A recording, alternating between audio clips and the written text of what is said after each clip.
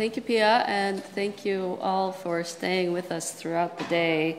I know it's been a long day, but I am so happy to be here watching the Peace Center grow as it has.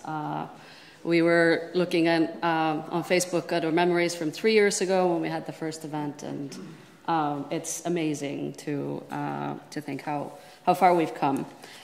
I have, I think, 13, 14 pages of notes from the day, so I'm going to try to summarize, but it's been an incredibly filled day with so many ideas and thought-provoking comments and experiences that I know I will not be able to do it full justice. So forgive me if I leave out something that you felt was important, but then we will have some time to mingle after.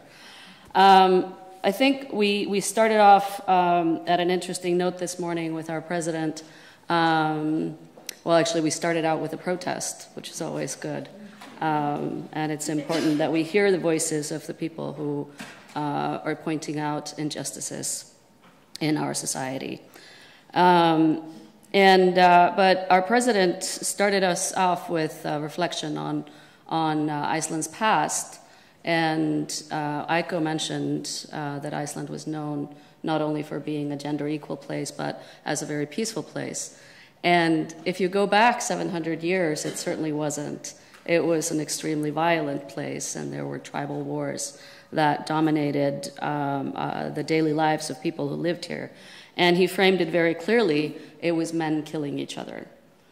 And I think if we take our day from there, and what Madeline was in her keynote talked about, the women who started the peace movements of the 20th century, when they didn't have the right to vote. These men who kept killing each other throughout centuries, they had the right, the power, the authority to shape the systems that still affect the world that we live in and still are present in our international system.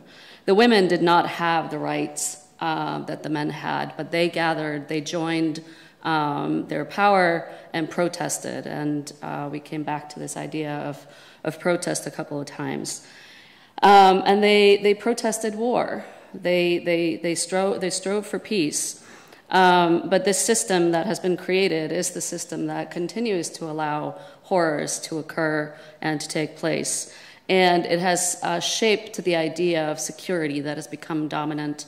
And I think that was Madeline who mentioned how this idea of security that men tend to have, or at least the men that live in this masculine militarized world, that it's the guns and the flags that create their security, which then makes the women run and fear for their security.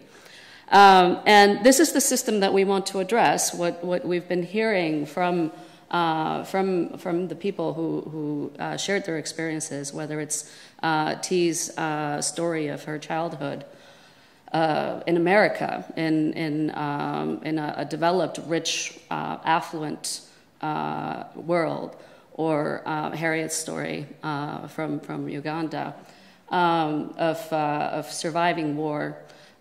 So we've heard a lot of stories of survival. Women from Afghanistan, from Iraq, from Iran, all these different countries from Northern Ireland that have survived. And I love this idea that T brought us of positive deviance. I'd never heard it before. That there are people in every community that have ways of surviving, that have ways of seeing different options and creating livelihoods in situations that seem unbearable and should not be tolerated by anybody. I want to pick up an idea from Brona. It's an idea that is a concept that is very dear to me and my best friends, and it's anger. She mentioned that her sisters in Northern Ireland, they were angry that they were being excluded. And I think in many ways, even though I like the idea of resiliency and and of self-care and taking care of yourself. I think in many ways these are tools of austerity, of neoliberalism, of placating us, of telling us to focus inwards and not take our hard feelings and put them into action or let them drive us into action. So I really liked hearing that it was the anger that unified them, helped them move to create, to step in, saying, you know, being angry is something that helps us to affect our worlds. Money also came up in many ways. Fauzia mentioned that we can help her fund women's education. Of course, living here in Iceland, we think education should be free. You shouldn't have to pay to go to school, and you shouldn't even have to pay for a university. This is an idea that has, of course, taken, or is very differently interpreted. But how do we fund the projects that can change societies? And I think it's very important to fund women's education, and we also need to think about funding in the way that Madeline talked about, in divesting and steering our economies out of conflict, out of benefiting from conflict, investing in weapons, investing in toxic industries, investing in companies that violate gender equality norms and standards. And that maybe brings us to you know, this idea of what are the issues that we want women to be included in.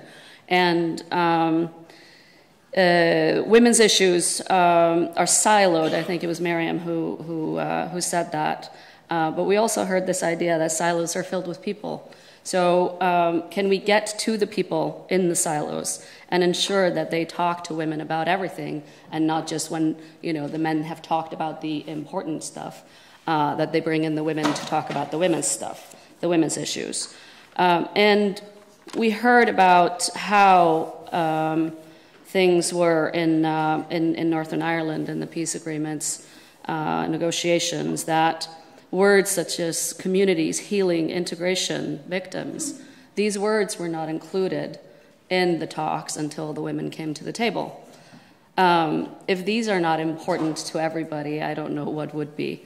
These are the concepts that create societies and help us become stronger.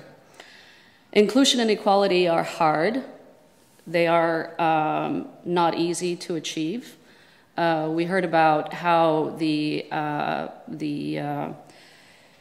reception of refugees was transformed from from this experience of the average person welcoming refugees to the governments because they were not prepared and had lost control, transforming the narrative, to the way that the media also tells stories about the negatives instead of highlighting the positives. And we heard this amazing story from Aya of how her positive experience, when it was profiled and given a platform, that it was something that changed her life and her family's life for the better. But it also took her away from her home, or her second home, third home.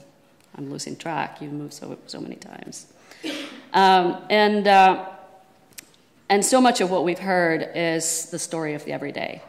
And I am always infatuated with studies of the everyday. Everyday security is one of my research fields. And I think this is the place, this is the site that we need to lift and focus on and think about as the place, the site where peace is felt as something more than the absence of war. And I think we've heard so many amazing stories that help us create, or that can give us an inspiration of how we can create that. And I think that's what I will take with me from today. Thank you.